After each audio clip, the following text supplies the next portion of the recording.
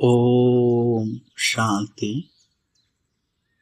நாம இதுவரைக்கும் என்ன பார்த்தோம்னா, பரந்தாமத்திலிருந்து இந்த பூமிக்கு வரும்போது இந்த பூமி சொர்க்கமாக இருந்தது.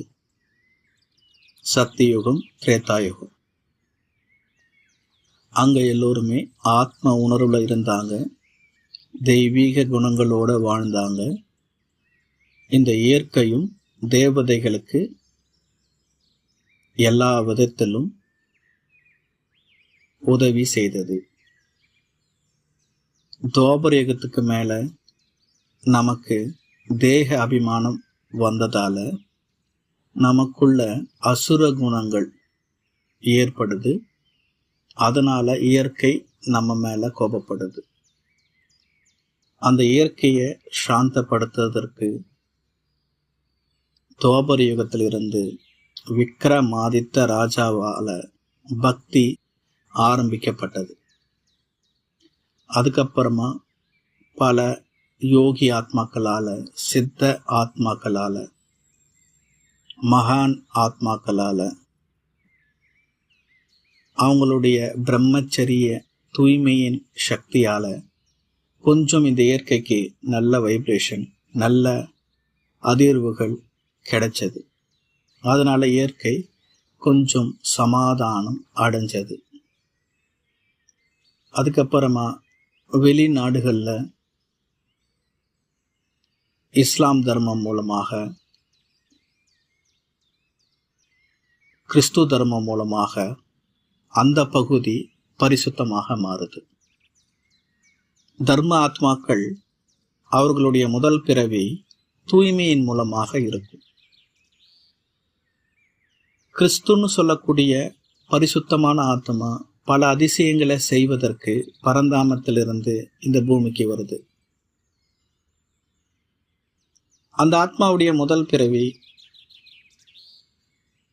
கர்ப்பத்தின் மூலமாக, விகாரத்தின் மூலமாக கண்டிப்பா இருக்காது. அதே சமயம் துவாபரயுகத்துக்கு மேல தூய்மையின் மூலமாக பிறக்க வாய்ப்பு இல்லை. அது சொர்க்கத்துல தான் சாத்தியம். அதனால இயேசுன்னு சொல்லக்கூடிய ஒரு தூய்மையான பக்திமான் மேல கிறிஸ்து ஆத்மா பிரவேசமாகி எல்லா அதிசயங்களையும், எல்லா பரிசுத்தமான ஞானத்தையுமே பிரச்சாரம் செய்யுது. இதை நாம தர்மஸ்தாபகர்கள் என்ற வீடியோவில் டீப்பா பார்ப்போம்.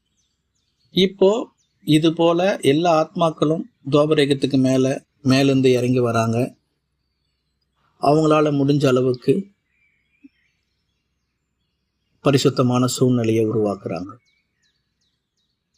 இப்போ கலியுகத்தோட கடைசி, எல்லோருக்குள்ளேயுமே தேக அபிமானம் உச்சகட்டத்தில் இருக்கு.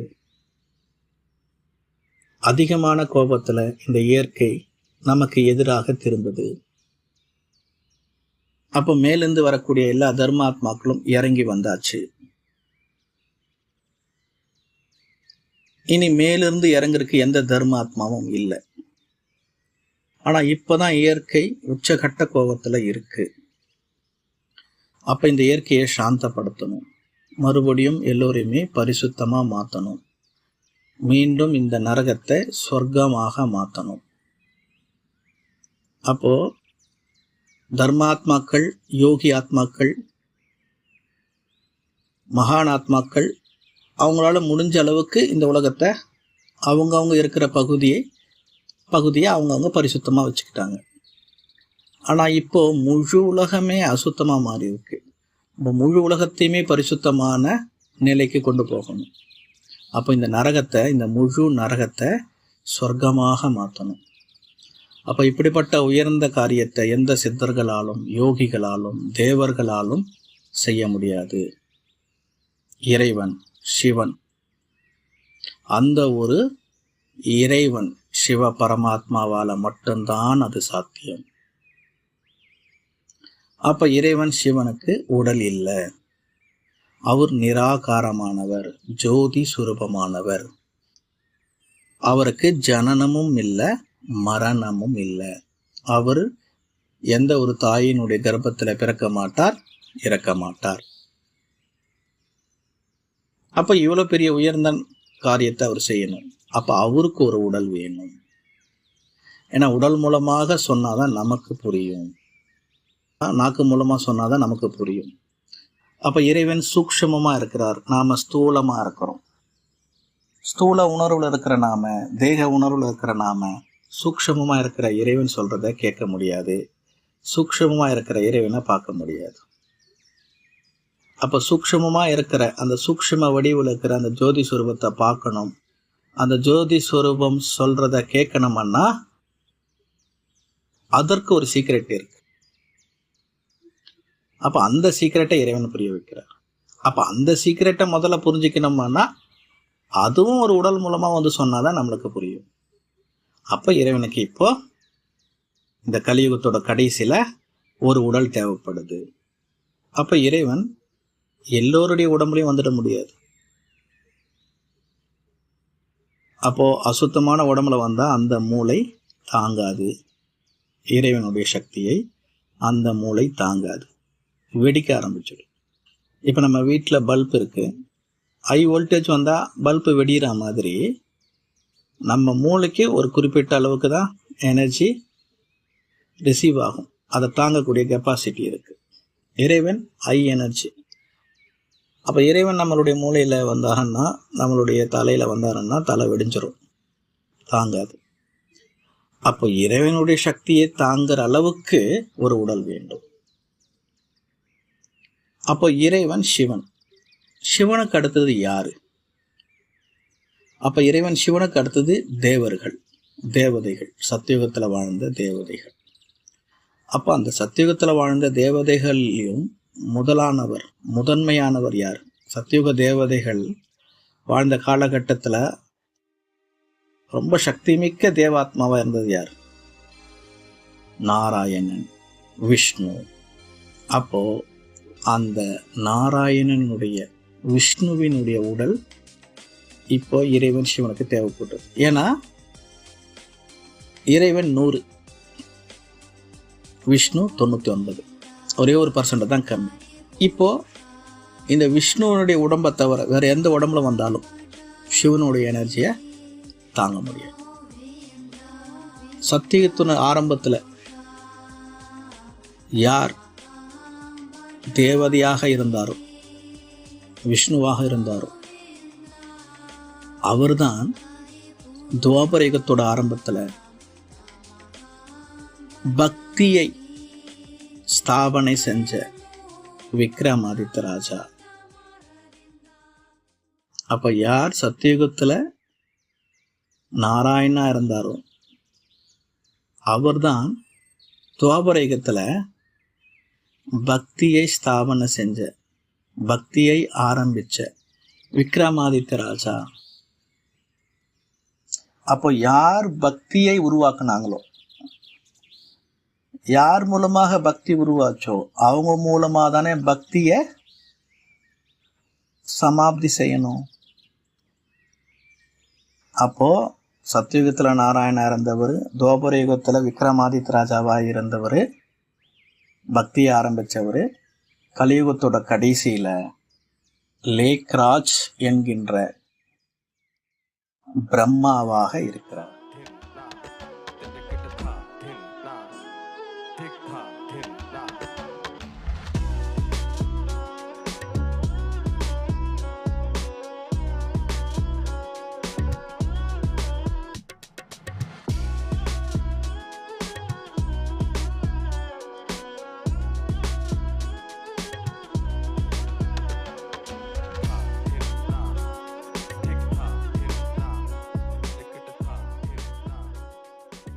அப்போ யார் மூலமாக சொர்க்கத்தை ஸ்தாபனை செய்கிறாரோ, சொர்க்கத்தை உருவாக்குறாரோ, சொர்க்கத்தை படைக்கிறாரோ, படைப்பு கர்த்தா தான் பிரம்மா.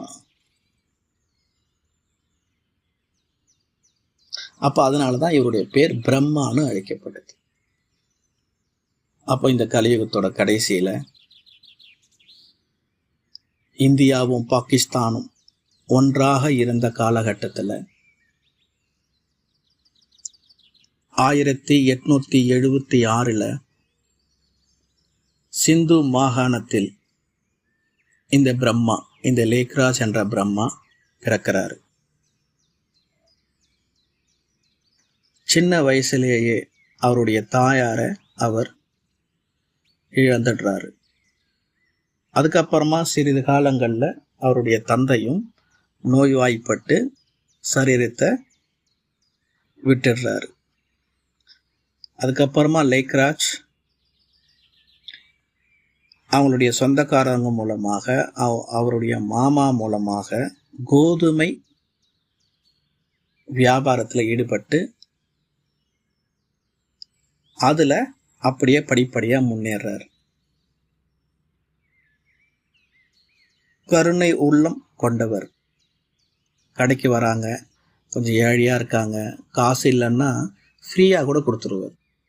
அதுபோல் ஒரு கருணை உள்ளம் உடையவர்.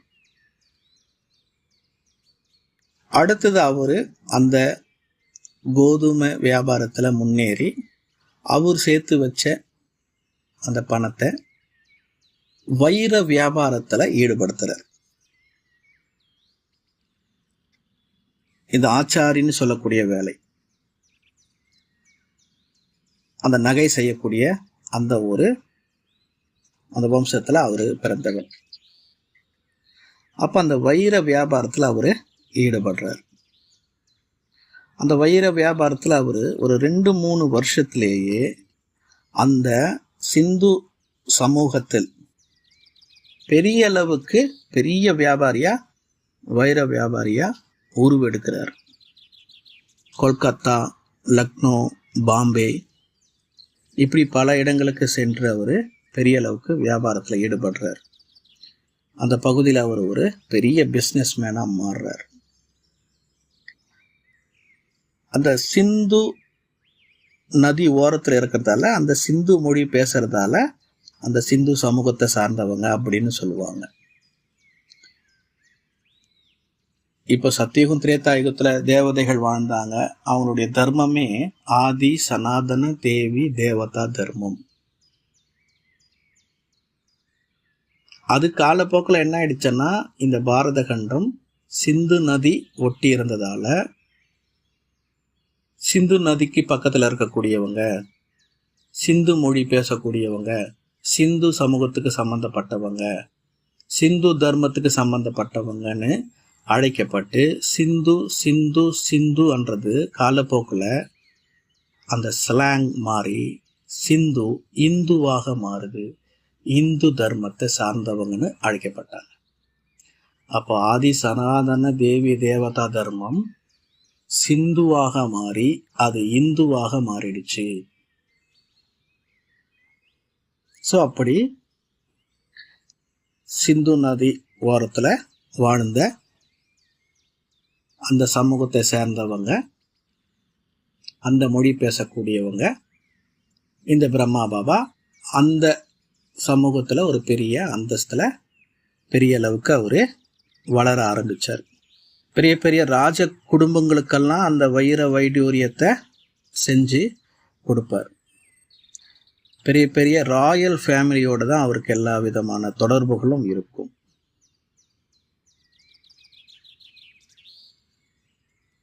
அந்த லேக்ராஜனுடைய பேச்சு, நடத்தை எல்லாமே ரொம்ப உயர்ந்த ராஜாவுடைய சம்ஸ்காரத்தை வெளிப்படுத்தக்கூடியதாக இருக்கும். அடுத்தது லேக்ராஜ் அவர் விஷ்ணுவினுடைய, நாராயணனுடைய தீவிர பக்தன். அதாவது இவர்தான் சத்தியுக ஆரம்பத்தில் 5000 வருடத்துக்கு முன்பாக நாராயணனா இருந்தார். ஆனால் ஜென்மங்கள் எடுத்து எடுத்து எடுத்து எடுத்து அதை மறந்துருக்கார். அது நான் தான்றதை மறந்து போய் என்னையே நான் வழிபடுற மாதிரி. எப்பவுமே பாக்கெட்ல ஒரு சின்ன பகவத்கீதையினுடைய புக் இருக்கும். அடுத்தது லேக்ராஜின் மனைவி பெயர் யசோதா. இவங்க பிரம்மா பாபாவுக்கு, லேக்ராஜுக்கு எல்லா விதத்திலும் உதவிகரமாக இருந்தாங்க. அந்த காலகட்டத்தில் 1876 அந்த மாதிரி காலகட்டங்களில் பெண்களை ரொம்ப அடிமையாக தான் பார்ப்பாங்க. ஆண்கள் இருக்கும்போது பெண்கள் வெளியில் வரக்கூடாது, ஆண்கள் கிட்ட பெண்கள் பேசக்கூடாது, முகத்தை மூடியே இருக்கணும், பல கட்டுப்பாடுகள் இருந்தது. ஆனால் இந்த லேக்ராஜ்ன்றவர் அந்த காலகட்டத்தில் கூட தனது மனைவி கிட்ட எல்லா விஷயத்தையும், அது பிஸ்னஸ் சம்மந்தப்பட்டதாக இருக்கலாம், குடும்பம் சம்மந்தப்பட்டதாக இருக்கலாம், பசங்க சம்மந்தப்பட்டதாக இருக்கலாம், எல்லாத்தையுமே ஷேர் பண்ணுவார், அவங்களுடைய கருத்தை கேட்பார். ஸோ இப்போ பாருங்கள், சத்தியுகத்தில் ஆண் பெண் சமம், லக்ஷ்மி நாராயணன். அந்த லக்ஷ்மி நாராயணன், லக்ஷ்மிக்கு 2 கைகள், நாராயணுக்கு 2 கைகள். அப்போ 4 கைகளுடைய விஷ்ணுவின் அர்த்தமே அங்கே ஆண் பெண் சமம்ன்றதை காமிக்கிறார். அப்போ அந்த சம்ஸ்காரம் அவருடைய கடைசி பிறவியிலையும் அவருக்கு வருது, பெண்ணுக்கு சம உரிமை. அடுத்தது அவருடைய நண்பருடைய வீட்டுக்கு அவர் போறார் ஒரு தடவை.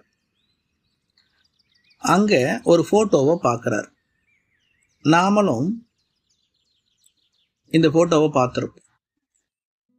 பார்க்கடலில் ஆதிசேஷன் மேல நாராயணன் விஷ்ணு படுத்துக்கிட்டு இருப்பாரு. அவருடைய காலடியில லக்ஷ்மி அமர்ந்து உட்கார்ந்து இருப்பாங்க. அவருடைய காலை அமுக்கி விட்டுட்டு இருப்பாங்க, மசாஜ் பண்ணுவாங்க.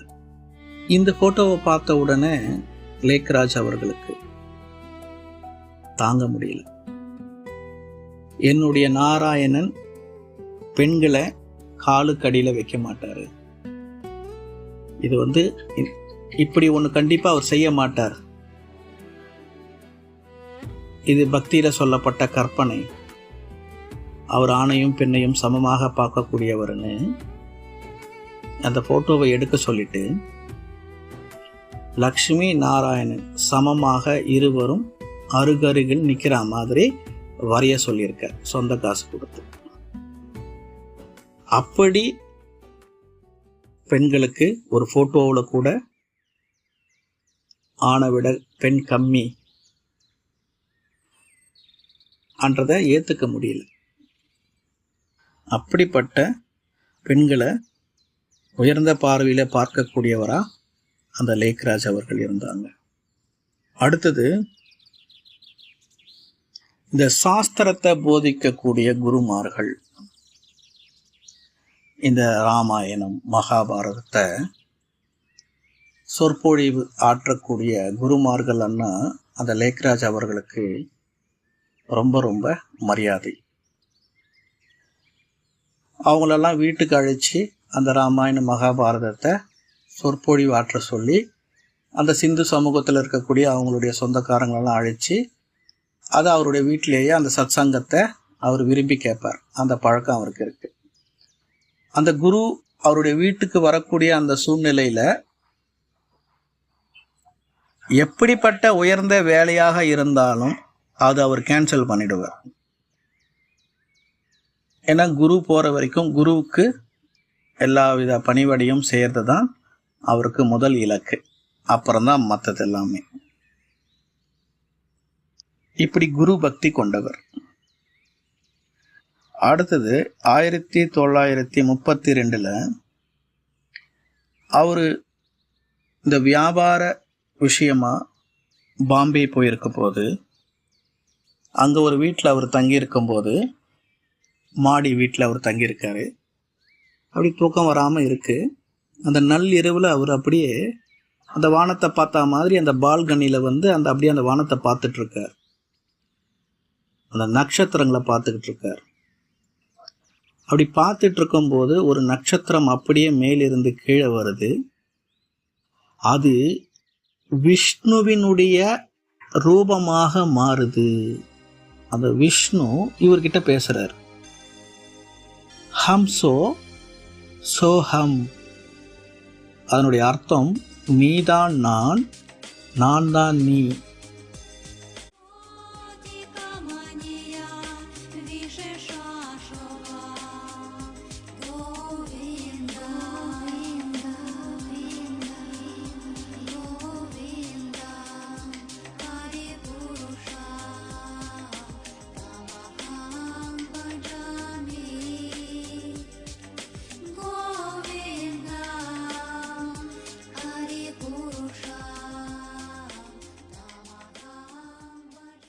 காட்சி ஓகே, நான் அவருடைய பக்தன், அவர் என்னுடைய இஷ்ட தெய்வம், அவர் எனக்கு காட்சியை கொடுத்தாரு, ஓகே. ஆனால் நீ தான் நான் தான் நீ என்ன, அதனுடைய அர்த்தம் என்ன? அப்போ இறைவன் சிவன் இவருக்கு ஞானத்தை புரிய வைக்கிறார். நீ தான் சத்தியுகத்தில் நாராயணா இருந்த, இப்போ நீ லேக்ராஜா இருக்கிறேன்னு. ஆனால் இவருக்கு தான் அந்த ஞானம் புரியல இல்லையா? இப்போ இவர் மூலமாக தான் உலகத்துக்கு இந்த ஞானம் அவர் சொல்லணும். இனிமேல்ந்து இன்னும் இவருக்கு முதல்ல புரிய வைக்கணும். அப்போ இந்த இதுதான் முதல் காட்சியாக இருக்குது, அந்த ஞானத்துக்கு சம்பந்தப்பட்ட முதல் காட்சியாக இருக்குது. அப்போ அங்கே ஒரு குழப்பம் இருக்குது. அப்போது இதை பற்றி அவருடைய குரு கிட்ட போயிட்டு கேட்குறார், எனக்கு இப்படி ஒரு காட்சி கிடைச்சது, நாராயணனுடைய காட்சி கிடைச்சது.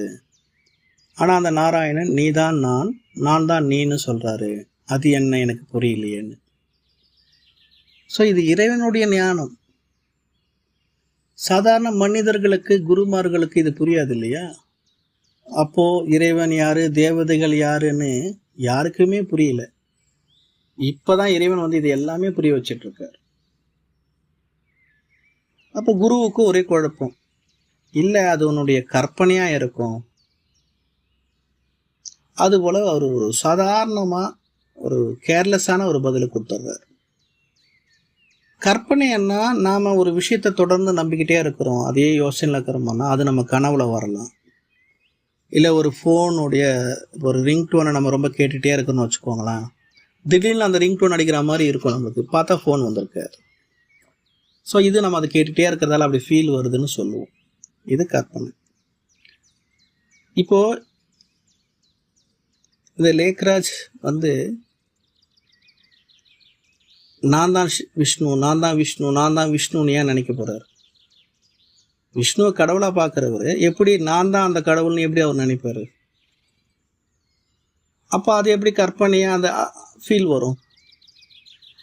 நான் தான் விஷ்ணு, நான் தான் விஷ்ணு, நான் தான் நாராயண் இவர் நினச்சாதானே கற்பனையில் அது போல் தோணும், நீ தான் நான் தான் நீன்னு. அப்போது இது சரியான பதில் இல்லை. இது குருவுக்கு புரியல. இதை பற்றி குருவுக்கே புரியாத விஷயம் நம்ம லைஃப்பில் நடந்துகிட்ருக்குன்றதை அவர் அங்கே புரிஞ்சுக்கிறார். அன்றிலிருந்து சிறிது நாட்கள், சிறிது காலகட்டங்கள் அவருக்குள்ள ஒரு இனம் புரியாத சுகத்தை அனுபவம் செய்ய ஆரம்பித்தார். இந்த கண், காது, மூக்கு, நாக்கு, தொடு உணர்வு, இந்த கர்ம இந்திரியங்களுக்கு அப்பாற்பட்ட ஒரு சுகத்தை, இந்திரியங்களுக்கு அப்பாற்பட்ட ஒரு சுகத்தை, அத்தி இந்திரிய சுகத்தை அனுபவம் செய்ய ஆரம்பித்தார். இப்போ இவர் வியாபாரத்தில் ரொம்ப மும்முரமாக இருக்கக்கூடிய ஒரு நபர். இவருடைய மனைவி கூட நாம் நிறைய சம்பாதிச்சிட்டோம், நாம் பசங்களுக்கு கொடுக்க வேண்டியதெல்லாம் ஷேர் கொடுத்துட்டு நம்ம தனிமையாக ஏதாவது ஒரு ஆசிரமத்துக்கு நம்ம ஒரு ஆசிரமத்தை உருவாக்கி அங்கே இருக்கலான்னு இவங்க மனைவி சொல்கிறாங்க. ஏன்னா இவங்களுக்கு அப்படி ஒரு ஐடியா இருந்தது, நம்ம நினச்ச மாதிரி அப்படி வாழலாமான்னு கேட்குறாங்க. இந்த விஷ்ணுவுடைய காட்சிக்கெல்லாம் முன்னாடி. அப்போ அவர் என்ன சொல்கிறாருன்னா, இல்லை நான் இப்போ எவ்வளோ சம்பாதிச்சுக்கிறேனோ அந்த மாதிரி ஒரு 3 மடங்கு சம்பாதித்த பிறகு அதை பற்றி யோசிக்கலான்றார். அப்போ இன்னும் நிறைய சம்பாதிக்கணும், இன்னும் இந்த சமூகத்திலே, இந்த சிந்து சமூகத்திலே பெரிய கோட்டீஸ்வரனாக இருக்கணும், அப்படி ஒரு எண்ணத்தில் இருக்கார். அப்போவே 60 வயசாகுது அவருக்கு இதெல்லாம் நடக்கும்போது. அப்போது அப்படிப்பட்டவருடைய வாழ்க்கையில் இப்படிப்பட்ட விஷயங்களெல்லாம் நடக்க தோணுது. அப்போ இது போல் காட்சி கிடைக்குது, இது போல் ஒரு சுகம் வரும்போது இந்த சுகத்துக்கு எதிராக பார்க்கும்போது இந்த உலகம் ஒன்றுமே இல்லை, இந்த உலகத்தில் இருக்கிற சுகம் ஒன்றுமே இல்லைன்றது அனுபவமாக. அப்போ இறைவன், சூக்ஷ்மமாக இருக்கிற இறைவன் இவருக்கு எல்லாத்தையுமே புரிய வைக்கணும். இவரும் சாதாரண உணர்வு இருக்கிறார். அப்போ முதல்ல இவருக்கு புரிய வச்சாதான், இதெல்லாம் புரிய வைக்காம இறைவன் இவருக்குள்ளே வந்துட்டா எதுவுமே புரியாது. அப்போது இப்படியெல்லாம் கொஞ்சம் கொஞ்சமாக புரிய வைக்கிறார், காட்சிகள் மூலமாக, இது போல் சுகம் மூலமாக. அப்போ தான் இந்த சுக அனுபவமாகும் போது தான் அந்த வியாபாரத்திலிருந்து கொஞ்சம் கொஞ்சமாக அவர் தூரமாகிறாரு. அப்போ இதெல்லாம் 1934 நடக்குது. அவர் வியாபாரத்திலேருந்து கொஞ்சம் கொஞ்சமாக ஒதுங்குறாரு. அதுக்கடுத்தது அவருடைய மாமா ஒருத்தர்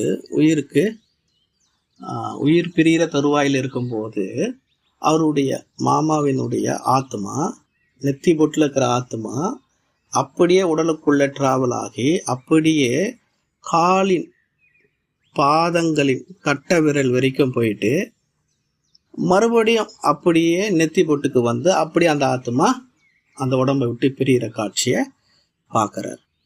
அதுக்கப்புறமா பார்த்தா அந்த மாமாவினுடைய உயிர் பிரிஞ்சதை அவர் கேள்விப்படுறார். அப்போ ஆத்மாவினுடைய சாட்சாத்காரம் கூட அவருக்கு கிடைக்குது. இப்படி ஒவ்வொரு விஷயமும் காட்சியாகவும் அனுபவமாகவும் இறைவன் இவருடைய வாழ்க்கையில கொண்டு வரார். அனுபவத்தின் மூலமாக ஞானத்தை புரிய வைக்கிறார். இந்த 7 நாள் பாடத்தை இறைவன் இவருக்கு இது போலெல்லாம் புரிய வைக்கிறார்.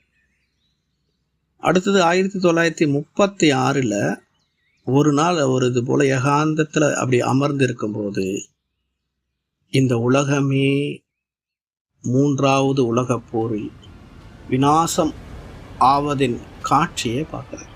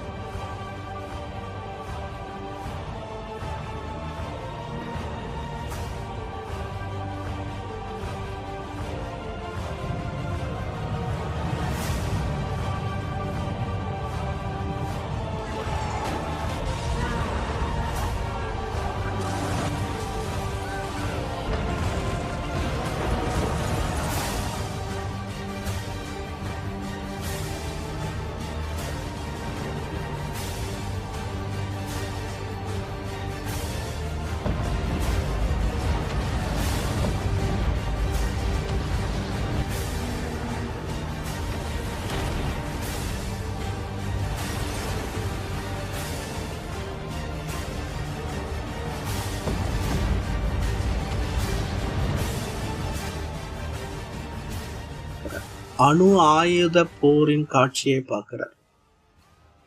1942 தான் அணு ஆயுதமே கண்டுபிடிக்கப்படுது. அந்த டெஸ்டே நடக்குது. ஆனால் 1936 அந்த அணு ஆயுதம் சம்பந்தப்பட்ட காட்சிகள் பிரம்மாவுக்கு கிடைக்குது. இயற்கை சீற்றங்கள், உள்நாட்டு குழப்பங்கள், மத கலவரங்கள், இந்த கொடூரமான காட்சி அந்த லேக்ராஜுக்கு கிடைக்குது. இதை பார்த்து தாங்க முடியாம அவருக்கு கண்ணீரே வருது, அழ ஆரம்பிச்சிடுறாரு. இந்த காட்சியை நிறுத்துங்க, நிறுத்துங்க, யார் காமிக்கிறது, நிறுத்துங்க, என்னால் தாங்க முடியலன்னு. நமக்கு ஒரு கனவு வருது, இது போன்ற ஏதோ ஒரு கனவு வருது, யாரோ நமக்கு ரொம்ப க்ளோஸ் ஆனவங்க இறந்துடுற மாதிரி,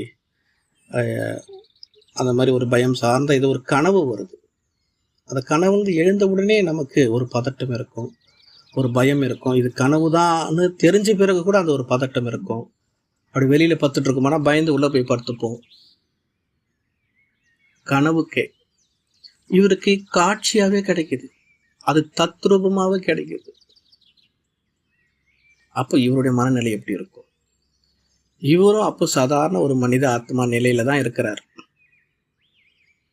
அப்போ அந்த நெஞ்சே வெடிக்கிற மாதிரி அந்த காட்சிகள் இருக்கு. அதுக்கப்புறமா அவர் அழ ஆரம்பிக்கிறாரு. இந்த காட்சி வேணாம் வேண்டான்றாரு. அந்த காட்சி அப்படியே நிக்குது, மறையுது. கொஞ்ச நேரத்துல இன்னொரு காட்சி, ரொம்ப ரொம்ப ரம்யமான இனிமையான காட்சி. பரந்தாமத்திலிருந்து ஒளி புள்ளிகளா இருக்கக்கூடிய ஆத்மாக்கள் இந்த பூமிக்கு வராங்க. அந்த ஒளி புள்ளிகள் இந்த பூமியை நெருங்கும் போது தேவ ரூபத்தை எடுக்கிறாங்க. அந்த தெய்வீக குணங்களோட அப்படியே அந்த ஆனந்த நிலையில, அந்த ஆனந்த சுரூபத்துல ஒவ்வொருவரும் ஒவ்வொரு வேலையை செய்யறாங்க. அங்க இந்த பிரம்மா, இந்த லேக்ராஜ் என்ற பிரம்மா அங்க இந்த லேக்ராஜ் நாராயணனா இருக்கிறாரு, ராஜ்யம் புரியறாரு, அதை பார்க்கிறாரு. அப்படி 2500 வருஷம் சொர்க்கத்துல ஆனந்தமான வாழ்க்கையை வாழ்ந்த அந்த காட்சிகள் அவருக்கு அனுபவம் ஆகுது. அதுக்கப்புறமா துவாபர யுகத்துல அதே நாராயணன், அதே இந்த லேக்ராஜ் துவாபர யுகத்துல விக்ரமாதித்த ராஜாவா பக்தியை ஆரம்பிக்கிறாரு. சோமநாத் ஆலயத்தின் மூலமாக பக்தியை பிரச்சாரம் செய்யறாரு. அந்த காட்சி கிடைக்குது. அப்படி 5000 வருடத்தினுடைய காட்சி கிடைக்குது. சத்தியுகம், திரேதாயுகம், துவாபர யுகம், கலியுகத்தினுடைய காட்சி கிடைக்குது. இப்போ கலியுகத்துடைய கடைசி சங்கம யுகம். இந்த சங்கம யுகத்துல இந்த லேக்ராஜ் மூலமாக, இந்த லேக்ராஜ் என்கின்ற பிரம்மா மூலமாக மீண்டும் சொர்க்கத்தை படைக்க போறாரு.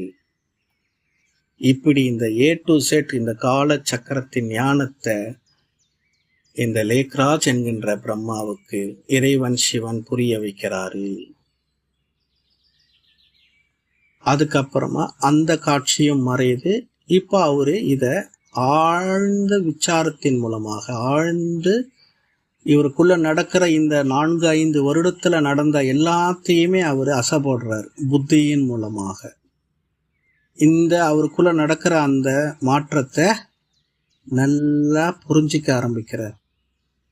அப்போ அன்னைக்கு விஷ்ணுவினோட காட்சி கிடைக்குது, நீதான் நான், நான் தான் நீ அண்ணா. அதனுடைய அர்த்தம் என்னன்னா, இன்னைக்கு கிடைச்சது இல்லையா காட்சி, இன்னைக்கு என்ன காட்சி, சொர்க்கத்துல நான் நாராயணா இருந்தேன் இல்லையா, அதனால தான் அன்னைக்கு நீதான் நான், நான் தான் நீன்னு விஷ்ணுவுடைய காட்சியில அந்த விஷ்ணுவின் மூலமாக இறைவன் நம்மளுக்கு புரிய வச்சார். அடுத்தது இந்த உலகம் இப்போ விநாசமாக போகுது, மறுபடியும் புது உலகம் வரப்போகுது. அப்போ அந்த புது உலகம் வருவதற்கு இறைவன் என் உடலை நிமித்தமாக உபயோகிக்க போறாரு. அப்படி ஒன்னொன்னா அவரு ஆழமா புரிஞ்சிக்க ஆரம்பிக்கிறாரு.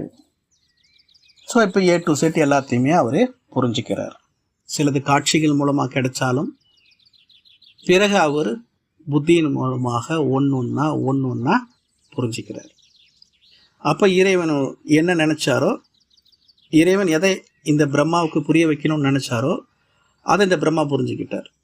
இனி இறைவன் இவர் உடம்புல வந்தா கூட இந்த பிரம்மாவுக்கு எந்த ஒரு குழப்பமும் இருக்காது. நமக்குள்ள என்ன நடக்குதுன்றத இவர் புரிஞ்சுப்பார். இப்போ இது போல ஒரு நாள் வருது. அப்போ அந்த குரு இவங்க வீட்டுக்கு வந்து அந்த சத்சங்கம் நடத்துறாரு. அப்போ அந்த லேக்கராஜும் உட்கார்ந்து அமர்ந்து கேட்டுட்டு இருக்காரு. அப்போ திடீர்னு இவர் உடம்புல ஏதோ ஒரு மாற்றம் நடக்குது. அங்கிருந்து எழுந்து போயிடுறாரு. எல்லோருக்குமே ஆச்சரியம். காரணம், இது போல எப்பவுமே அவர் செஞ்சதில்லை. குரு இருக்கும்போது அவர் இது போல எழுந்து போனதில்லை. காரணம், உள்ள வந்தது சத்குரு.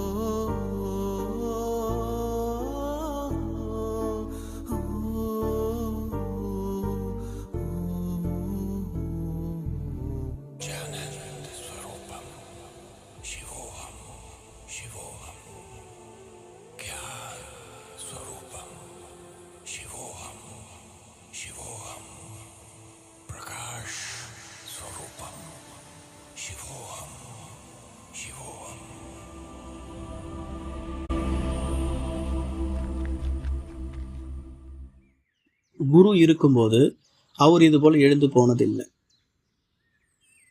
காரணம், உள்ள வந்தது சத்குரு. உள்ள வந்தது சத்குருன்னு யாருக்கு தெரியும்? அதனால அங்க ஒரு குழப்பம் நிலவுது. அப்ப அவர் ரூமுக்குள்ள போயிடுறாரு. அவர் போய் ரொம்ப நேரம் ஆகுது. என்னதான் நடக்குதுன்னு பார்க்கறதுக்கு அவருடைய மருமகள் போய் பார்க்குறாங்க. அவங்க பேரு பிரிஜேந்திர தாதி. அப்போ அந்த லேக்ராஜ் என்ற பிரம்மாவினுடைய கண்கள் திறந்திருக்கு, செவந்திருக்கு. அந்த ரூமே செம்பொன் நிற ஒளியால் சூழ்ந்திருக்கு. பரந்தாமம் செம்பொன் நிற ஒளியால் சூழ்ந்த உலகம். அப்ப அவருடைய நாக்கின் மூலமாக அவருடைய உடம்புல பிரவேசமாகி சிவன் பேசக்கூடிய அந்த வார்த்தைகள், நிஜானந்த ஸ்வரூபம் சிவோகம் சிவோகம், ஞான ஸ்வரூபம் சிவோகம் சிவோகம், பிரகாஷ ஸ்வரூபம் சிவோகம் சிவோகம். அதனுடைய அர்த்தம், எப்பவுமே ஆனந்த சுரூபமான ஆத்மா, எப்பொழுதும் ஒளி பொருந்திய ஆத்மா, அனைத்து ஞானத்தின் கடலானவன் நான். அப்போ இந்த ஞானத்தை, என்னுடைய ரூபத்தை, இந்த ஆனந்த ஸ்வரூபத்தை இந்த பிரம்மா மூலமாக வெளிப்படுத்துவதற்காக இந்த பிரம்மா உடம்ப சூஸ் பண்ணியிருக்கன்றத அங்க சிம்பாலிக்கா புரிய வைக்கிறது. இதை பார்த்துட்டு இருந்தா அவங்களுடைய மருமகள் உடலே ரொம்ப டபுள் லைட் ஆயிடுச்சுன்னு சொல்றாங்க. டபுள் லைட்னா ரொம்ப லேசாகவும் சக்தி மிக்கதாகவும் மாறிடுச்சுன்னு சொல்றாங்க. அப்ப அந்த பிரம்மாவினுடைய மனநிலை எப்படி இருக்கும், உடல்நிலை எப்படி இருந்திருக்கும்? இறைவனே வந்திருக்கிறார். இறைவனுடைய சக்தியை அருகில பார்த்த அவங்களுடைய மருமகளுக்கு இப்படிப்பட்ட ஒரு அனுபவம், ஆனந்த அனுபவம். இறைவனே இவர் உடம்புல இருக்காருன்னா அப்ப இவருடைய மனநிலை எப்படி இருக்கும்? அதுக்கப்புறம் அந்த பிரம்மாவை வெளியில வராரு, நடந்ததெல்லாம் சொல்றாரு. பரந்தாமத்திலிருந்து இந்த பூமிக்கு வரும்போது இந்த பூமி சொர்க்கமாக இருந்தது. அந்த சொர்க்கத்தை நான் தான் ஆட்சி செய்தேன். நான் தான் நாராயணன். நான் தான் துவாபரயுகத்தில் பக்தியை ஆரம்பித்தேன். நான் தான் விக்ரமாதித்தன். இப்போ என் மூலமாகவே இந்த சங்கம யுகத்தில் ஞானத்தை ஆரம்பிச்சிருக்கார். எந்த நாக்கு மூலமாக பக்தி ஆரம்பிச்சதோ அதே நாக்கு மூலமாக பக்தியை சமாப்தி செஞ்சு இறைவனுடைய ஞானத்தை இந்த உலகத்துக்கு பரப்பணும். இதற்காக இன்னிலிருந்து என்னுடைய உடலும் என்னுடைய பொருளும் என்னுடைய மனமும் அந்த இறைவனுக்கே, அப்படி சொல்றாரு. அப்படி சொல்லும்போது வீட்டில் ஒரே குழப்பம், பிரச்சனை. கணவனுக்கு ஏதோ ஆயிடுச்சுன்னு மனைவி, அப்பாவுக்கு ஏதோ ஆயிடுச்சுன்னு பசங்க. அப்படியே போகுது. பசங்க பிரச்சனை பண்ணுறாங்க. ஆனால் அவர் எதுக்கும் அசையலை. அதுக்கப்புறமா அவங்களுடைய மகளும் மருமகளும் ஞானத்தில் வந்துட்டாங்க. அவருடைய மனைவியும் ஞானத்துக்கு வந்துட்டாங்க. அவருடைய மகன் மட்டும் ஆரம்பத்தில் கோபமாக இருந்தார். பிறகு அவரும் ஞானத்துக்கு வந்துட்டார். அன்னிலிருந்து அவருடைய வீடு அந்த சிந்து மாகாணத்திலே பெரிய பங்களா. அது இந்த ஞானத்தின் ஆரம்பத்தில் ஓம் மண்டலி எனும் பெயரில் அழைக்கப்பட்டது. ஓம் மண்டலி என்ற பெயரில் ஆசிரமம் ஆரம்பிக்கப்பட்டது. அப்போ அவருடைய வீடே ஓம் மண்டலியாக ஆசிரமமாக இருந்தது. எல்லோருமே வருவாங்க, அமருவாங்க. இந்த பிரம்மா அமருவார். இந்த பிரம்மா உடம்புல சிவன் பரந்தாமத்திலிருந்து பிரவேசமாவார். எல்லோருக்குமே திருஷ்டியை கொடுப்பாரு, சக்தியை கொடுப்பாரு. அவங்களுடைய புண்ணிய கர்மாவுக்கு ஏற்ற மாதிரி அவங்களுக்கு அனுபவங்கள் ஏற்படும். சில பேருக்கு பரந்தாமத்தின் காட்சி, சில பேருக்கு சொர்க்கத்தின் காட்சி, சில பேருக்கு முன்ஜென்மத்தினுடைய காட்சி, சில பேருக்கு இந்திரியங்களுக்கு அப்பாற்பட்ட அத்தீந்திரிய சுகத்தின் அனுபவம். இப்படி அப்படியே நாளுக்கு நாள் பிரபலமாகுது. அப்படியே எல்லோருக்குமே பரவுது. எல்லோருமே வராங்க. அதில் சில பேர் இனி நாங்கள் வீட்டுக்கு போக மாட்டோம், எங்களுக்கு இறைவனே கிடைச்சிட்டாருன்னு அங்கேயே தங்க ஆரம்பிச்சிடுறாங்க. அப்போது அவங்க வீட்டில் இருக்கிறவங்களால பிரச்சனைகள் வருது.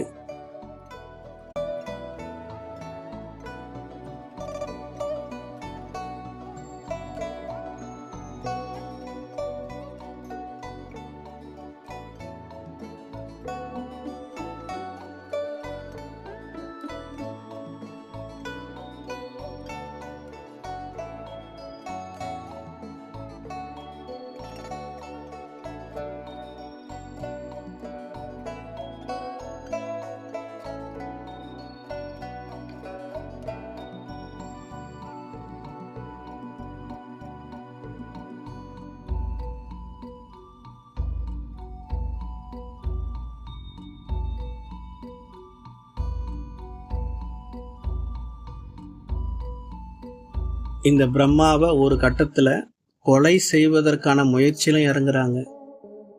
அந்த ஓம் மண்டலி ஆசிரமத்தை கொளுத்துறாங்க.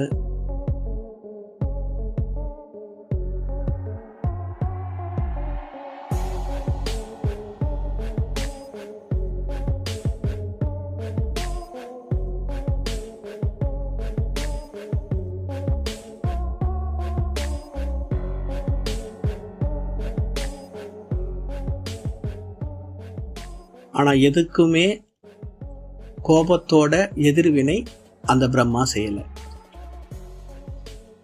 காரணம், ஏன் பாபா நாம் எதிர்வினை செய்யக்கூடாதா அனும்போது, இல்லை, அவங்களும் கடவுளுடைய குழந்தைகள். கடவுளுடைய குழந்தைகளை எதிர்க்கிறது கடவுளை எதிர்க்கிற மாதிரி.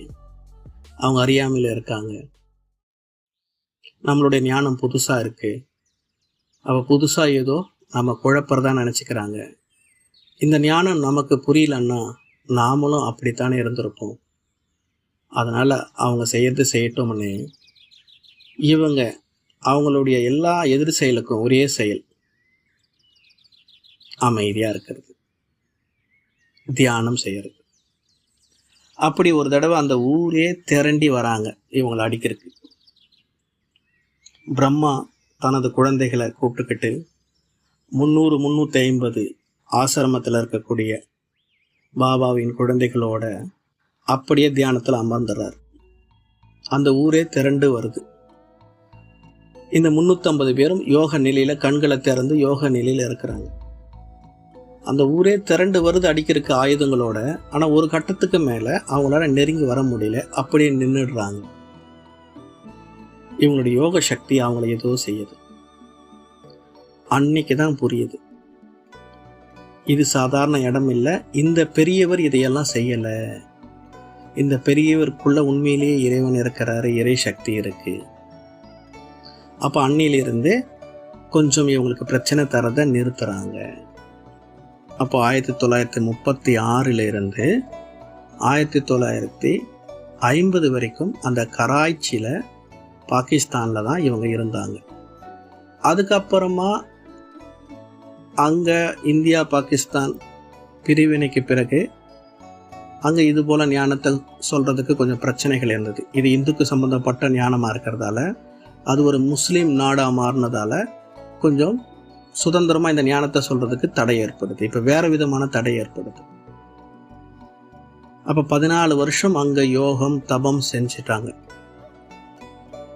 இப்போ இந்த 14 வருஷத்தினுடைய தபத்தின் அர்த்தத்தை தான் பக்தியில பாண்டவர்கள் 14 வருடம் வனவாசம் இருந்தாங்க, தபம் செஞ்சாங்க, யோகம் செஞ்சாங்க. அதுக்கப்புறம் அவங்க குருக்ஷேத்திர போர்ல வெற்றி அடைஞ்சாங்கன்னு சொல்லுவாங்க. அது இதுதான். இந்த 1936 இருந்து தபம் செய்கிறாங்க இந்த பிரம்மாவின் வழிப்படி. அப்போ அங்கே பாண்டவர்களுக்கு நீங்கள் 14 வருஷம் தபம் செய்யுங்கன்னு கிருஷ்ணர் சொல்கிறதா காமிப்பாங்க. அப்போ இங்கே இறைவன் சிவன் பாண்டவ சேனை, இந்த ஓம் மண்டலியில் இருக்கக்கூடிய பாண்டவ சேனைக்கு அறிவுரை தரார், தபம் செய்யுங்க. அப்படி தபம் செய்கிறதால வரப்போகிற குருக்ஷேத்திர போரில் ஜெயிப்பீங்க. அப்போ உண்மையான குருக்ஷேத்திர போர்னா என்ன? நமக்குள்ள இருக்கிற விகார குணங்கள், அசுர குணங்கள், இதுதான் உண்மையிலே நமக்கான எதிரிகள். உள்ளதான் சகுனி இருக்கிறாரு, உள்ளதான் துரியோதனன் இருக்கான், உள்ளதான் துச்சாதனன் இருக்கிறான், எல்லாமே நமக்குள்ளதான் இருக்கிறாங்க. அவங்கள ஜெயிக்கணும், அந்த விகார குணங்களை ஜெயிக்கணும். அப்போ அதுக்கு தபம் செய்யணும். தபம் செஞ்சாதான் அந்த விகார குணங்கள் அழியும். இதை இங்கே சிவ பரமாத்மா நம்மளுக்கு புரிய வைக்கிறாரு. அதை ஜெயிக்கிறதுக்கு 14 வருஷம் தியானம் செஞ்சாங்க. இதைத்தான் பக்தியில் பாண்டவர்கள் வனவாசம் போனாங்க, கிருஷ்ணரின் அறிவுரைப்படி 14 வருடம் தியானம் செஞ்சாங்க. அதுக்கப்புறமா அந்த கடுமையான போரில் ஜெயிச்சாங்க. ஸோ பக்தியில் அப்படி காமிச்சிருக்காங்க. இப்போ அதுக்கப்புறமா 1950 நம்மளுடைய அந்த பாகிஸ்தான் பார்டரில், அந்த ராஜஸ்தானுடைய பார்டர் அபு மலை, மவுண்ட் அபுக்கு வராங்க. அப்புறம் அந்த மலை மேலே ஆசிரமத்தை ஏற்படுத்துகிறாங்க. அங்கே தொடர்ந்து ஞானம், யோகம், தாரணை, சேவை நடக்க ஆரம்பிக்கும். அப்போ அங்கே வரும்போது யக்ஞத்தில் ஒரு கஷ்டமான காலகட்டம் வருது. பிரம்மா பாபாவினுடைய சொத்து மதிப்பு, இறைவன் சிவன் பிரம்மா உடம்புல வரும்போது 45 கோடி ரூபாய்க்கு சொந்தக்காரன்னு சொல்லுவாங்க. அப்போ 90 வருஷத்துக்கு முன்னாடி 100 ரூபான்னா அது ஒரு 1000 ரூபாய்க்கு சமம்னு சொல்லுவாங்க. அப்போ 1000 ரூபாய் எவ்வளோக்கு சமானம்? லட்ச ரூபாய் எத்தனைக்கு சமானம்? கோடி ரூபாய் எவ்வளோக்கு சமானம்? 45 கோடி எவ்வளோக்கு சமானம்னு பாருங்க. அப்போ அவ்வளோ ஆஸ்தியையும் யக்ஞத்துக்கு கொடுத்துட்டார். அப்படி கொடுத்தாலும் 14 வருஷம் 350 பேரும் சாப்பிடணும். அப்போ யாரானாலும் காலி ஆகும் இல்லையா? 14-15 வருஷம் கழிச்சு. நம்ம யோகமே இலவச ராஜயோகம். அப்போ யாருக்கிட்ட நம்ம கை நீட்டி வாங்க மாட்டோம். அப்போ ஒரு பக்கம் நாம் யோகம் செய்கிறோம், தியானம் செய்கிறோம், 3 வேளை சாப்பிட்ணும். அப்போ எல்லாமே செலவாகும். அப்போ ஒரு காலகட்டத்தில் அந்த ஒரு கஷ்டமான காலகட்டம், பெக்கர் பார்ட் நடக்குது. அப்போ அதை தாங்க முடியாமல் சில பேர் ஞானத்தை விட்டு வெளியில் போயிடுறாங்க. ஆனால் அந்த காலகட்டத்திலையும் அந்த கஷ்டத்திலையுமே அந்த பிரம்மா பாபா கூட இருந்தவங்க தான் இப்போ நம்ம இயக்கத்தில் பெரிய தூணாக வளர்ந்து இருக்கிறாங்க. அவங்களத்தான் தாதி தீதிகள்னு சொல்லுவாங்க. அப்படி கராய்ச்சியில் இருக்கிற வரைக்கும் ஓம் மண்டலியாக இருந்த நம்மளுடைய இயக்கம் மவுண்ட் அபுக்கு வந்த பிறகு பிரஜாபிதா பிரம்ம குமாரிகள் தியான மையம்னு மாறுது. பிரம்மாவின் குமாரிகள். ஸோ அப்படி இங்கே சேவை நடக்குது. அப்படி ஒரு பக்கம் அந்த பிரம்மா மூலமாக இறைவன் ஞானத்தை தராரு. அப்போதைக்கு பிரம்மாவுக்கு 60 வயசு ஆரம்பத்தில். 1969 வரைக்கும் அந்த பிரம்மா உடம்புல இறைவன் வர்றாரு. இப்போ 69 அண்ணா கிட்டத்தட்ட அவருக்கு வயசு 90-95 ஆகுது. அப்போ ஒரு பக்கம் இறைவன் சிவன் இவர் உடம்புல வந்துட்டு போவார். அப்போ இறைவன் சிவன் இவர் உடம்புல வராருன்னா இது அரை மணி நேரம் 1 மணி நேரம் இல்லை, 8 மணி நேரம் 10 மணி நேரம் 12 மணி நேரம், சில நாட்களில் 24 மணி நேரம் கூட தொடர்ந்து பேசுவார். அப்போ ஒரு சாதாரண உடம்புல ஒரு ஈவில் சோல் வந்துட்டு போனாலே அந்த உடம்பு 2 நாளைக்கு அடிச்சு போட்ட மாதிரி ஆகிடும். இறைவன் சிவன் வந்துட்டு போறாருன்னா அப்போ அது ஹை வோல்டேஜ். அதை அந்த 90 வயசு 80 வயசு உடம்பு தாங்கணும். அதுக்கப்புறம் அவரும் ரெஸ்ட் எடுக்கணும். அவரும் ஒரு பக்கம் முயற்சி செய்யணும். அவரும் மறுபடியும் வரப்போகிற சொர்க்கத்தில் ராஜாவாக ஆகணும்னா மறுபடியும் யோகம் செய்யணும்.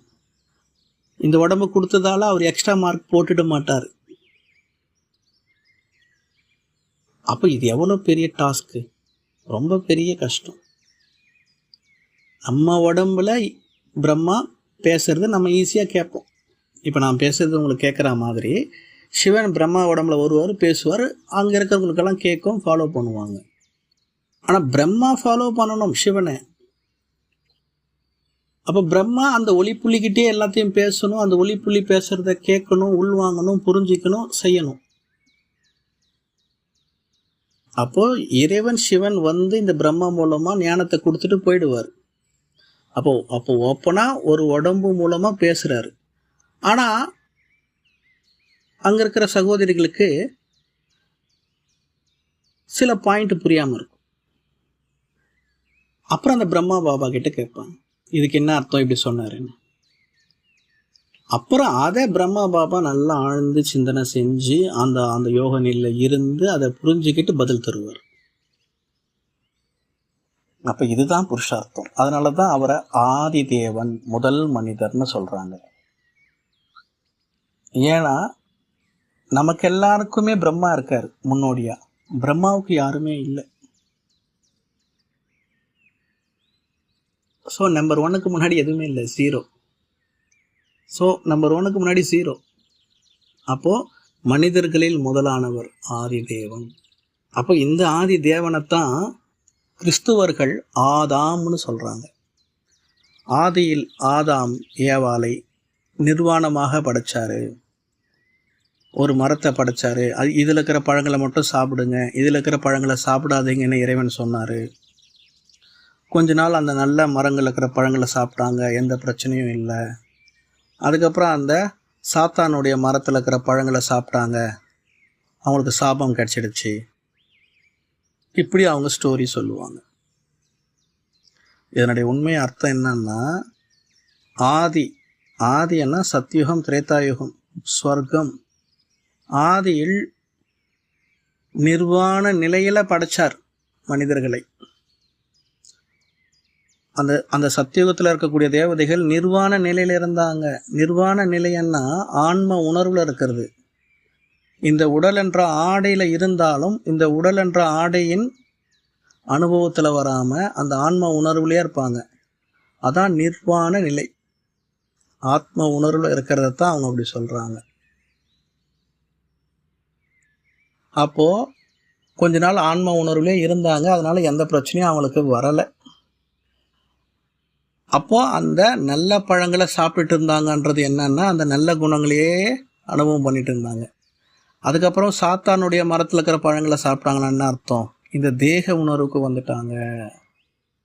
தேக உணர்வுக்கு வந்ததால் சாபம் கட்சிடுச்சு. சாபம்னா அதான், தேக உணர்வுக்கு வந்ததால் தான் நமக்கு இவ்வளோ கஷ்டம், அதான் சாபம். சாபம் அண்ணா கர்மா, நான் பண்ண பாவம் அவங்க சாபம்னு சொல்கிறாங்க. நாம் மாயைக்கு வசப்பட்டுட்டோன்றாங்க, அவங்க சாத்தானுக்கு வசப்பட்டுட்டாங்கன்னு சொல்கிறாங்க. ஸோ அப்போ அவங்க இந்த ஸ்டோரி அப்படி சொல்கிறாங்க. அப்போ அவங்க சொல்லக்கூடிய ஆதாம், நாம் சொல்லக்கூடிய ஆதி தேவன், பிரம்மா எல்லாம் ஒன்று.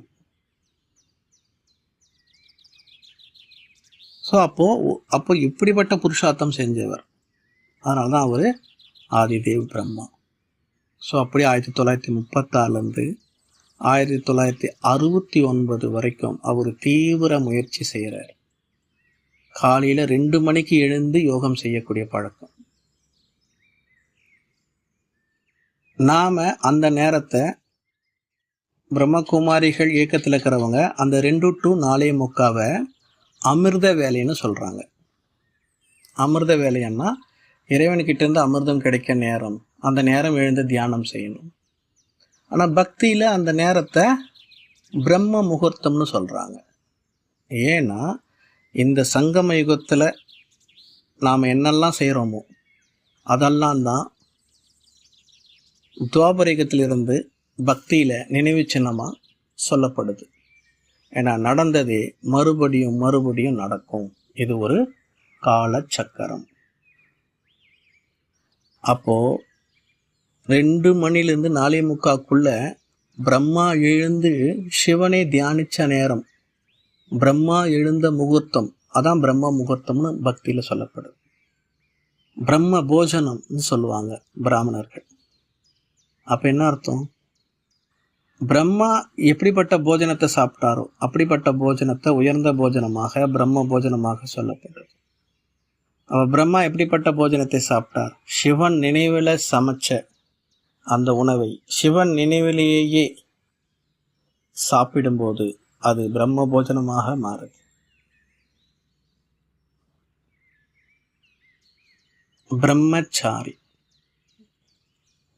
பிரம்மச்சாரம் சொல்லுவாங்க. ஆச்சாரம், ஆச்சாரம்னா ஒவ்வொரு செயல், ஆச்சாரம் அனுஷ்டானம்னு சொல்லுவாங்க. அப்படி ஒவ்வொரு செயல், இப்படி தான் உட்காரணும், இப்படி தான் படுக்கணும், இத்தனை மணிக்கு எழுந்துக்கணும், இப்படி தான் சாப்பிட்ணும், இதைத்தான் சாப்பிட்ணும், இப்படி தான் பேசணும், இவ்வளவு தான் பேசணும்ன்றது அது ஒரு ஆச்சாரம். இப்படி டோட்டலாக பிரம்மாச்சாரம், அதான் பிரம்மச்சரியம்னு சொல்லுவாங்க. இப்படி டோட்டலாக பிரம்மாவை அப்படியே ஃபாலோ பண்ணுங்கன்னு இறைவன் சொல்கிறார். ஏன்னா இறைவன் ஒளி ஸ்வரூபமாக இருக்கிறார். இறைவனே ஒரு கர்ப்பத்தில் பிறந்து மனிதனாக பிறந்து வாழ்ந்திருந்தா எப்படியோ அப்படி இந்த பிரம்மா வாழ்ந்திருக்காரு. நீங்கள் இந்த ஒளியாக இருக்கிற என்னை பின்பற்றுவது கஷ்டம், ஆனால் பிரத்யக்ஷ ரூபத்தில் இருக்கிற இந்த பிரம்மாவை பின்பற்றுவது சுலபம். அதனால் பிரம்மாவை பின்பற்றுங்கள், ஃபாலோ ஃபாதர். பல பேர் பிரம்மாவை பின்பற்றுவது கிடையாது. பிரம்மாவை பின்பற்றலைன்னா நீங்கள் பிரம்மகுமாரே இல்லைன்னு பரமாத்மா சொல்கிறார். அப்போது சிவன் தந்தையாக இருக்கிறார், பிரம்மா தாயாக இருக்கிறார். சிவன் தந்தை பிரம்மா தாயின் நாக்கின் மூலமாக பிரம்ம குமாரிகளை பெற்றெடுக்கிறார். அப்போ எங்களுக்கு தந்தை இருந்தால் போதும், தாய் வேணான்னா, தந்தை என்ன சொல்கிறாருன்னா, தாய் வேணான்னா தந்தையாகிய நானும் வேணாம், நீங்கள் தூரமாக போயிடுவீங்க, நீங்கள் எனக்கு வேண்டான்றார். அதனால் தாயையும் தந்தையும் சமமாக நம்ம பார்க்கணும். அதனால தான் பிரம்மா தாயை சிவ தந்தையை சேர்த்து இணைந்த ரூபத்தில் பாப் தாதா, பாபான்னா தந்தை, தாதான்னா தாய் பிரம்மா, பாப் தாதாவோடு இணைந்து எல்லா காரியத்தையும் செய்யுங்கன்னு சொல்கிறார். இப்போ அந்த பிரம்மா 1936 இருந்து 1969 வரைக்கும் தீவிர முயற்சி செஞ்சு கர்மாதீத் நிலையை அடைகிறார். அதாவது அவர் செஞ்ச 63 ஜென்மங்களில், துவாபரிகத்துக்கு மேலே 63 ஜென்மங்கள் செஞ்ச பாவ புண்ணிய பதிவுகளை அழித்து பிறவி இல்லாத நிலையை அடைகிறார். நமக்கு இந்த ஸ்தூல உடலை போலவே ஒளி பொருந்திய சூக்ஷ்ம உடல் ஒன்று இருக்கு. அந்த உடல் மூலமாக ஒளி உலகத்துல இருக்கிறார். ஏன்னா தன்னுடைய வேலை முடிஞ்சிடுச்சு, பரந்தாமத்துக்கு அவர் போகலாம். ஆனா தன்னை போலவே தன்னுடைய குழந்தைகளை மாத்தணுமே. அதனால தன்னுடைய குழந்தைகளை தன்னை போல மாத்திர வரைக்கும் நான் பரந்தாமத்துக்கு போக மாட்டேனே. அவர் இந்த ஸ்தூல உலகத்திற்கும் பரந்தாமத்திற்கும் நடுவுல ஒரு உலகம் இருக்கு. அந்த உலகத்துல 1969 இருந்து இன்று வரைக்கும் இருக்கிறார். அதுதான் சூக்ஷ்ம உலகம், பரிஸ்தா உலகம், ஏஞ்சல் வேர்ல்டுன்னு சொல்லுவோம். அந்த உலகத்தை இறைவன் சிவன் சங்கம யுகத்துல மட்டும்தான் உருவாக்குறார். எல்லா யுகமும் 1250 வருஷம். 4 யுகங்கள் சேர்ந்தா சத்தியுகம், திரேதாயுகம், துவாபரயுகம், கலியுகம் 5000 வருடம். இந்த கலியுகத்துடைய கடைசி 100 வருஷம் இருக்கும்போது சிவன் பிரம்மா மூலமாக இந்த ஞானத்தை தரார். அந்த கடைசி 100 வருஷம், அந்த கடைசி 100 வருஷத்தை சங்கம யுகம்னு சொல்றோம். அந்த சங்கம யுகத்துல தான் இந்த சூக்ஷ்ம உலகம் உருவாக்குறார். எப்பவுமே அந்த சூக்ஷ்ம உலகம் இருக்காது. நமக்காக நாம நினைச்ச நேரம் எப்ப வேணுமோ அப்போ அந்த சூக்ஷ்ம உலகம் போயிட்டு அந்த பிரம்மா உடம்புல சிவனை வர வச்சு தாய் தந்தை, இந்த தாய் தந்தையின் அன்பை அனுபவம் செய்வதற்காக உருவாக்கப்பட்ட உலகம். சர்வ சம்பந்தங்களை தாய் தந்தையிடம் அனுபவம் செய்வதற்காக உருவாக்கப்பட்ட உலகம். அந்த உலகத்துல அந்த பிரம்மா நமக்காக இன்னும் இருக்கிறார். அப்போ நாம பிரம்மாவுக்கு சமமாக மாறணும்னா தினமும் அந்த பிரம்மாவை சந்திச்சு, நீங்க எப்படி இறைவனுக்கு சமமா மாறனீங்க அந்த ஃபார்முலாவை தெரிஞ்சுக்கிட்டு நாமளும் இறைவனுக்கு சமமா மாறணும். அப்போ தினமும் பிரம்மாவின் உதவியை நாம அனுபவம் செய்யணும். இப்படிப்பட்ட தியாகம் செஞ்ச நமது தாய் பிரம்மாவுக்கு நாம ஆற்றக்கூடிய நன்றி உணர்வு, அவரை தினமும் போய் சந்திப்பது. நன்றி என்ற ஒரு வார்த்தையில முடிக்கிறது கிடையாது, அவரை போயிட்டு தினமும் சந்திப்பது. அப்படிப்பட்ட பிரம்மாவுக்கு நாம நன்றியோடு இருப்போம். பிரம்மாவுக்கு சமமான அந்த பரிஸ்தா நிலையை அனுபவம் செய்வோம். பாப் தாதாவின் குடை நிழலுக்குள் எப்பவுமே இருப்போம், பாதுகாப்பாக இருப்போம். நல்லது. ஓ சாந்தி.